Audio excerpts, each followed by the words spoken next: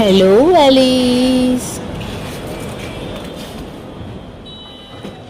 এখন বাজে ঠিক রাত 11টা আর আমরা পৌঁছে গেছি নেতাজি সুভাষচন্দ্র বোস ইন্টারন্যাশনাল এয়ারপোর্টে। চেকিং আর ইমিগ্রেশন প্রসেস শেষ করে আমাদের ফ্লাইট উড়লো ঠিক রাত্রি 2:35-এ। জার্নি মাত্র 2.5 ঘন্টার। যেহেতু টাইম জোনের 1.5 ঘন্টা পাক্কা ডিফারেন্স, তাই ঘড়িতে তখন বাজে ঠিক 6:35।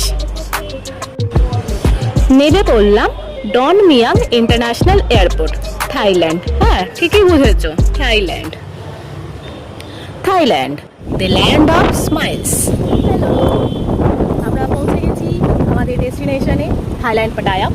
তো এবার আমাদের সবাইকে আমাদের হোটেলটা একবার দেখিয়ে নিচ্ছি। আমরা ছিলাম গোল্ডেন বিচ হোটেল।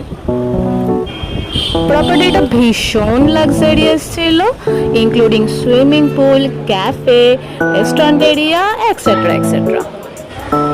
ওদের ওয়েটিং লাউঞ্জটাও আমাদের মন কেড়ে নিয়েছিল। থাইল্যান্ডে বেশিরভাগ হোটেলেরই চেক ইন টাইম হচ্ছে দুপুর 2টো আর চেক আউট হলো সকাল 11টা। তাই আমাদের হাতে বেশ কিছু স্পেয়ার টাইম রয়ে গেছিল, প্রায় 2 থেকে 2.5 ঘন্টা।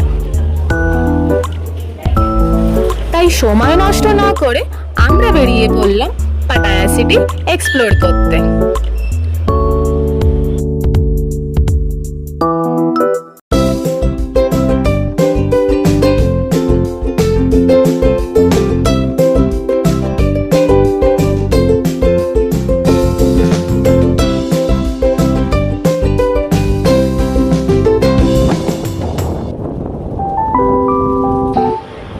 প্রচন্ড রোদ, তাই সিটি এক্সপ্লোরে খানিকটা বিরতি দিয়ে লাঞ্চ করে আমরা ফিরে গেলাম আমাদের হোটেলে।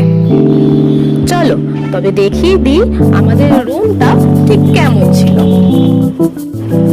আমাদের রুমটা ছিল 7th ফ্লোরে। দেখতেই পাচ্ছ, বেশ premium cosy room with a city view balcony.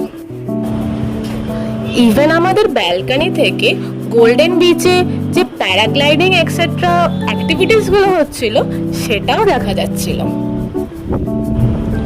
এই ব্লগ শেষ হলেও আমাদের জার্নি কিন্তু এখনো শেষ হয়নি। রাত अभी भी बाकी है मेरे दोस्त। Stay tuned with us.